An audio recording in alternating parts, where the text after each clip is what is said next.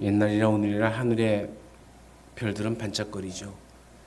별들이 유난히도 반짝이는 별빛이 빛나는 그 밤에 한 늙은 아버지가 무거운 마음으로 밤 하늘을 바라봅니다.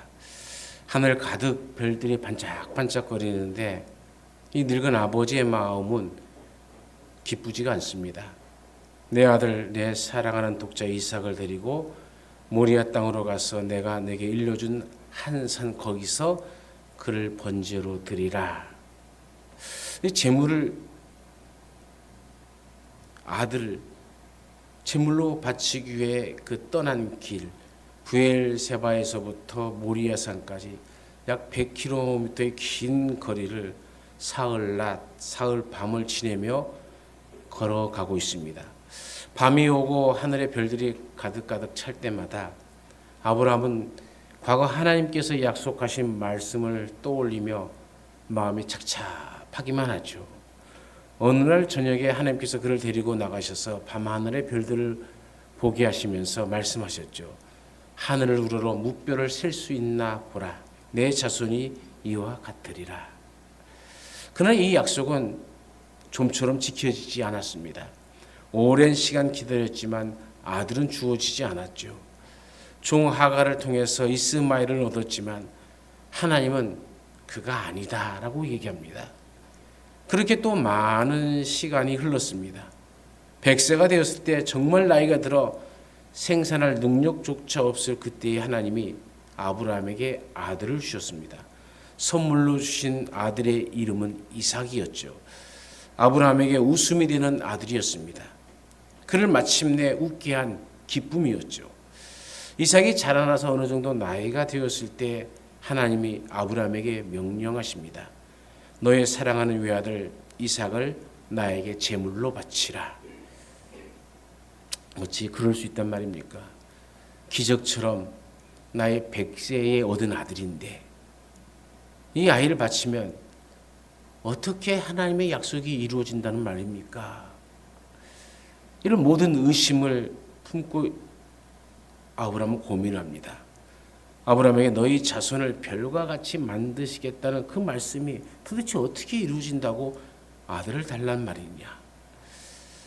도저히 믿겨지지 않았지만 그 가운데도 아브라함은 이삭을 데리고 사흘 길을 갑니다. 저는 이 모리아 산을 향하는 사흘 길을 생각하면서 아브라함의 마음이 어떠했을까를 생각해 보곤 합니다. 그 정말 일관되게 하나님을 향한 그 마음이 흔들리지 않았을까요? 아들을 바치겠다는 마음이 한결같았을까? 이렇게 묻게 되어지죠. 특히나 아들과 함께 밤을 보낼 때마다 그의 마음이 아들을 바라보면서 어떠했을지 상상을 해봅니다. 밤하늘에 별이 가득한데 그리고 그 별들을 보게 하시고 그의 자손이 이와 같다 할 거라고 말씀하셨는데 하나밖에 없는 아들, 바로 이 아들이다 하는 그 아들을 바치라고 하시니 아브라함의 마음은 어떠했겠습니까? 사흘이 지나고 마침내 아브라함이 모리아산에 올라 이삭을 제물로 바치고자 합니다. 그런데 그때 하나님께서 아브라함아, 아브라함아 하면서 급하게 부르시죠. 그에게 손을 대지 말라. 그에게 아무 일도 하지 말라. 내가 내 아들, 내 독자까지도 내게 아끼지 아니하였으니 내가 이제야 내가 하나님을 경외하는 줄 아노라. 그리고 그날 하나님은 이삭을 대신하여 바쳐질 숯불에 걸려있는 순양 한 마리를 보게 하시고 그것으로 제사를 드리게 하셨습니다. 모든 제사가 끝난 후에 하나님이 사자를 통하여 다시 말씀하셨죠. 내가 이같이 행하여 내 아들 내 독자도 아끼지 아니하였은즉 내가 내게 큰 복을 주고 내 씨가 크게 번성하여 하늘의 별과 같고 바닷가의 모래와 같게 하리니 내 씨가 그 대적의 성문을 차지하리라. 그리고 수천 년이 지났습니다. 하나님과의 약속을 아는지 모르는지 별이 빛나는 밤이 수없이 지나갔습니다. 그런데 어느 날 동방의 박사들이 별빛이 찬란한 그 밤에 한 큰 별을 따라 움직이기 시작합니다. 온 하늘을 채우던 별들 중에 그 별은 유독 심상치 않아 보입니다. 강한 빛을 내며 그들을 인도하고 있는 겁니다. 별이 지시하는 곳을 따라가는 일이 그들에게는 신비로운 경험이기도 했죠. 이 큰 별이 뭇별들과 함께 빛나던 밤, 그 밤은 하나님께서 자신의 아들을 이 땅에 보내신 바로 그날이었습니다. 모리아 산에서 아브라함이 보낸 밤과 연관하여 이를 생각해 봅니다. 하나님의 외아들을 이 땅에 보내시던 밤에 하나님의 마음은 어떠했을까요? 아들이 이 땅에 와서 해야 할 일을 알고 계시는 하나님, 그 아버지의 마음은 어땠을까요? 죄 없이 십자가를 지고 죽음을 맞이할 것을 아시는 하나님의 마음은 과연 어떠했겠냐 그 말입니다. 아마도 한없이 무거운 마음으로 그 밤을 보내지 않으셨을까 생각해 봅니다. 아브라함의 아들을 바치기 위해 떠난 사흘 밤처럼 하나님께는 성탄의 밤, 별이 빛나던 그 밤에 무척이나 힘들고 어려우셨을 겁니다. 그러나 그 밤에 하나님은 외아들을 이 땅에 보내주시기로 결단하십니다. 요한복음 3장 16절 말씀처럼 하나님의 행동과 결단을 이렇게 요한은 증언합니다. 하나님이 세상을 이처럼 사랑하사 독생자를 주셨으니. 요한일서 4장은 9절 말씀에 이렇게 얘기하죠. 하나님의 사랑이 우리에게 이렇게 나타난 바 되었으니 하나님이 자기의 독생자를 세상에 보내심은 그로 말미암아 우리를 살리려 하심이라.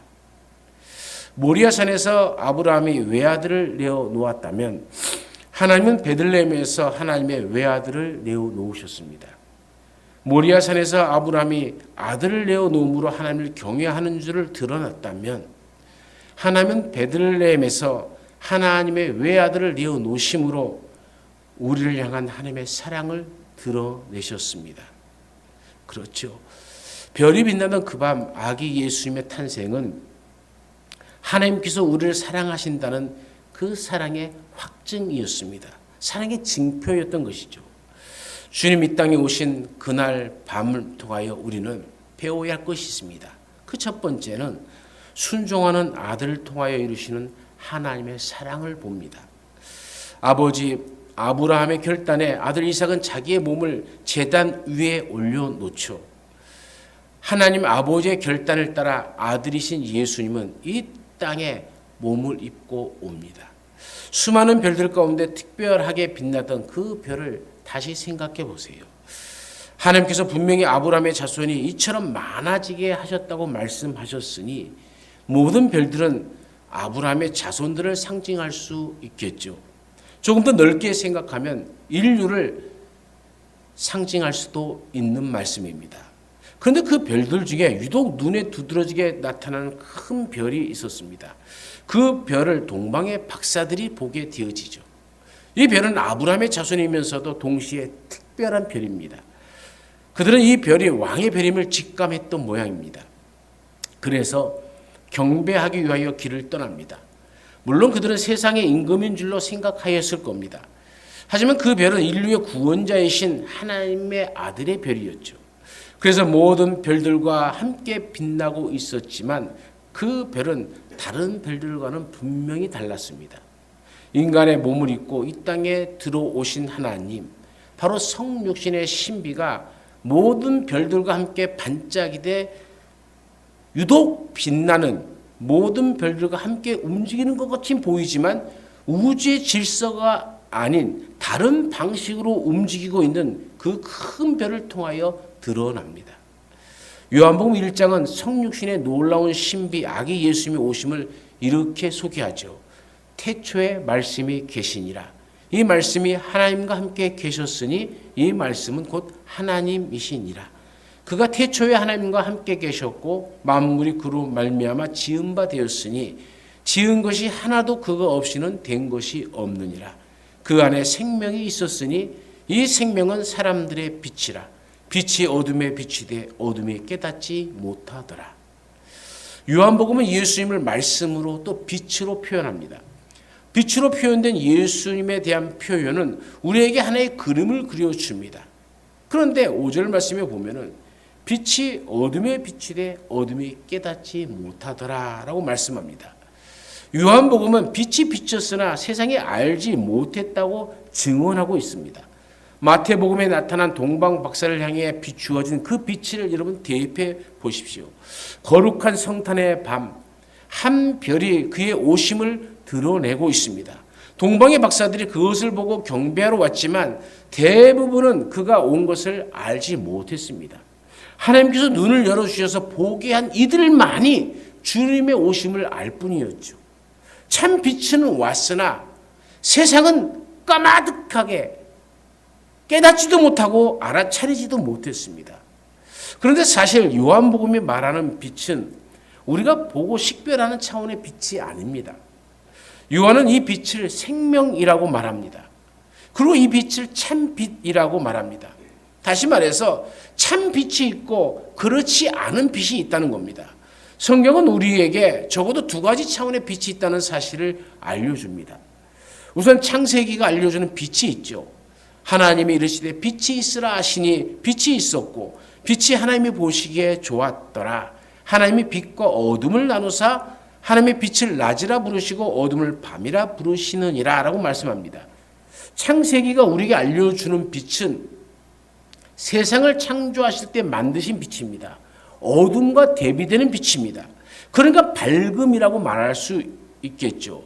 모든 것들이 보이도록 만드는 그 어떤 것이고 모든 것을 드러내는 어떤 빛입니다. 우리는 빛을 통하여 눈으로 인식된 것들을 봅니다. 빛이 없다면 우리는 볼 수가 없습니다. 이것이 창세기가 말하는 빛입니다. 하지만 요한복음이 말하는 참빛은 전혀 다른 차원의 빛입니다. 요한복음은 세상이 이 빛을 가지고 있지 못하였다는 것을 암시합니다. 요한복음이 말하는 이 참빛은 생명과 관계되는 빛입니다. 창세기의 빛이 어둠과 대비되는 빛이라면 이 빛은 도리어 죽음과 대비됩니다. 그래서 생명이라고 말합니다. 창세기의 빛은 창조의 결과로서 하나님의 말씀으로 지어진 빛입니다. 하지만 요한복음이 말하는 빛은 만물을 지으신 빛입니다. 그러므로 창조의 빛입니다. 이 빛은 창조의 결과가 아니라 창조의 원인으로서의 빛입니다. 다시 말해서 창세기가 말하는 빛은 보이게 하는 빛이지만 요한복음이 말하는 빛은 존재하게 하는 빛입니다. 그래서 생명입니다. 이 생명은 사람들의 빛이라 얘기하죠. 즉 이 빛은 생명이기에 사람들에게 생명을 주는 빛이라는 얘기입니다. 이 생명은 죽어가는 또 죽을 수밖에 없는 모든 사람들에게 임하게 되어지면 살리는 빛이 되어지는 겁니다. 그러므로 누구든지 예수님을 믿으면 생명을 얻게 되어지는 겁니다. 오늘도 이 생명이 여러분과 함께 하시기를 간절히 축원합니다. 두 번째로 이 빛과 말씀을 통하여 우리는 중생케 하시는 하나님을 봅니다. 즉 참 빛과 말씀으로 오신 하나님의 아들 예수 그리스도를 인하여 우리가 참된 생명으로 다시 태어납니다. 요한은 이 빛을 창세기에 연결시키면서 빛이 곧 말씀이라고 전합니다.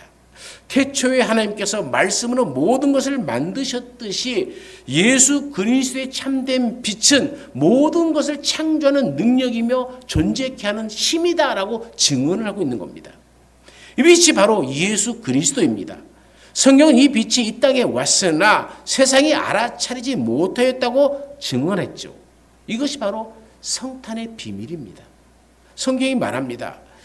요한복음 1장 9절부터 11절까지의 내용을 새 번역 성경으로 읽으면 이렇게 됩니다. 참 빛이 있었다. 그 빛이 세상에 와서 모든 사람을 비추고 있다. 그는 세상에 계셨다.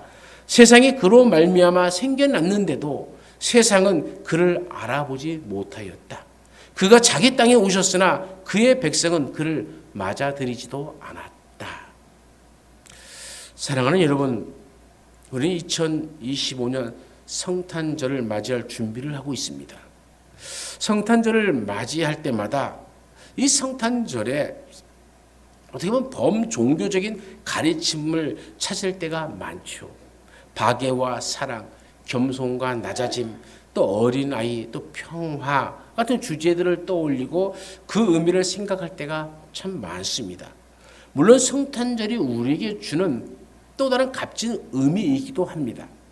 그러나 우리가 이런 의미에만 머문다면은 성탄의 진정한 가치를 잃어버릴 수가 있습니다. 성탄절이 어떤 날입니까?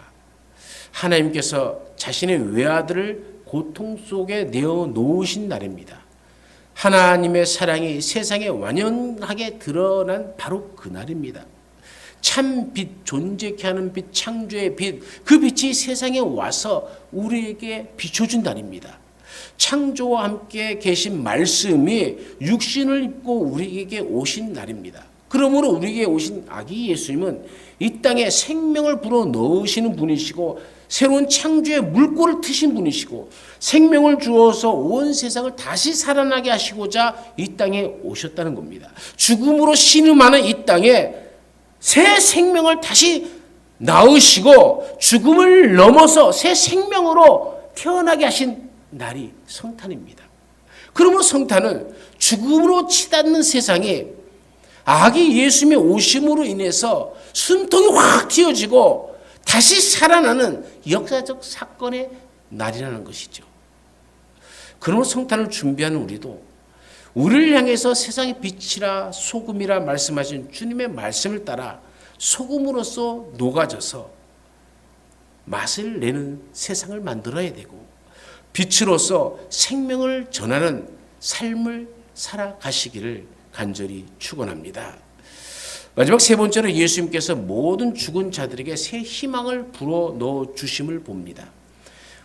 우리의 실존은 어떤 모습입니까? 계시록 3장 1절에는 그런 말씀이 있죠. 내가 살았다는 이름을 가졌으나 죽은 자로다. 살았다는 이름은 분명히 있어요. 우리는 다 살았다고 생각하면서 이 세상을 살아갑니다. 그런데 성경은 죽었다라고 얘기한다는 거예요. 내가 살았다고 떠들어대고 있지만 실상은 너는 죽은 자다라는 얘기입니다. 주님이 사대교회를 향하신 이 말씀은 오늘 우리를 향한 말씀이기도 합니다. 존재하는 것 같으나 실은 너는 존재하지 않는 것, 그게 우리들의 모습이죠. 우리가 이 땅에 살아가면서 이 땅에서 부귀영화를 누리며 잘 사는 것 같지만은 죽었다는 거예요. 존재하지 않는다는 거예요. 그 말은 뭡니까? 하나님 나라에는 없다는 얘기입니다. 하나님 나라에 있는 자만이 존재하는 것이에요. 하나님 나라에 없는 것은 존재하지가 않는 겁니다. 그럼 하나님 나라는 누가 없습니까? 예수 그리스도의 성탄을 맞이한 자만이, 예수 그리스도로부터 새 생명을 얻은 자만이 들어갈 수 있는 곳이 바로 천국 아닙니까? 하나님 나라입니다. 그러면 우리는 살았다 하나 죽은 존재가 아니라 이제는 산 존재가 되어져야 된다는 얘기입니다. 이 세상은 결국은 살아는 있으나 죽음이 내재된 사람 속에서 살아가는 겁니다. 결국 파멸로 이끌어갈 수밖에 없는 삶이 세상의 삶입니다. 그런 우리를 위해서 주님께서 오셔서 온전한 존재로 세워주시는 겁니다. 생명을 가졌으나 실은 죽음을 품은 우리들이 드디어 죽음을 넘어서 생명으로 온전하게 되는 것, 이것이 우리에게 오신 주님의 선물입니다. 성경은 말하죠. 자기 땅에 오매 자기 백성이 영접하지 아니하였으나 영접하는 자 곧 그 이름을 믿는 자들에게는 하나님의 자녀가 되는 권세를 주셨으니, 하나님의 아들이신 예수 그리스도께서 이 땅에 참 빛으로 또 말씀으로 오셔서 우리들을 다시 세워 나가기를 원하십니다. 하나님의 아들과 딸로서 우리를 다시 태어나게 하십니다. 이것이 주님의 오심의 의미고 성탄의 참된 의미이죠. 그러므로 아기 예수님의 오심이 바로 우리에게는 참된 소망이 되어지는 겁니다. 죽음에 둘러싸여 탄식하는 우리에게 새로운 희망의 소식이 되어지는 것이죠. 예수 그리스도는 세상살이에 지쳐 힘들게 살아가는 모든 이들에게 참 소망이 되어 주십니다. 그래서 우리는 오늘 이렇게 외칠 수가 있는 겁니다. 메리 크리스마스. 우리 주님께서 오셨습니다. 우리를 구원하시려고 오셨습니다. 우리를 살리시려고, 죽은 우리를 새로운 존재로 만드시려고 이 땅에 오셨습니다 라고 외칠 수가 있는 것이죠. 예수 이름으로 인하여 우리는 죽음 앞에 두려워 떠는 모든 자들에게 또다시 희망을 전할 수 있는 것이죠. 새 생명을 얻은 이 성탄의 기쁨이 나 혼자만 누리는 기쁨이 아니라 함께 누리는 기쁨이 되어져야 되는 것이고, 이 생명을 알지 못하는, 빛이 왔으나 빛을 깨닫지 못하는 이들에게, 주님이 왔지만 주님이 오심을 알지 못하는 그들에게, 자기 땅에 오셨지만 자기 백성이 영접하지 아니하는 그 모습 속에 있는 우리들에게 그들을 예수 그리스도를 소개해서 영접하는 자, 곧 그 이름을 믿는 자들에게 우리와 같이 하나님의 자녀가 되는 권세, 새 생명을 주는 그런 복된 성탄이 되어지시기를 간절히 축원합니다. 언제나 우리 가운데 함께 하신 하나님을 찬양합니다.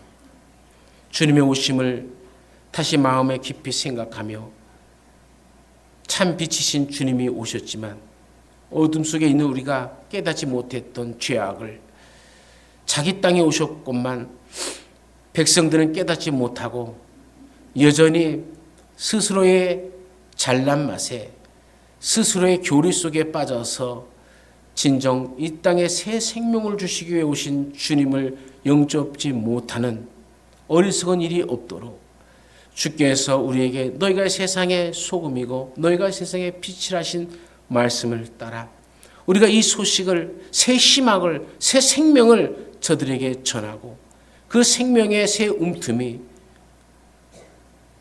말씀을 들은 심령마다 움터나서 저들도 우리와 같이 하나님의 자녀가 되는 권세를 누리게 하옵소서.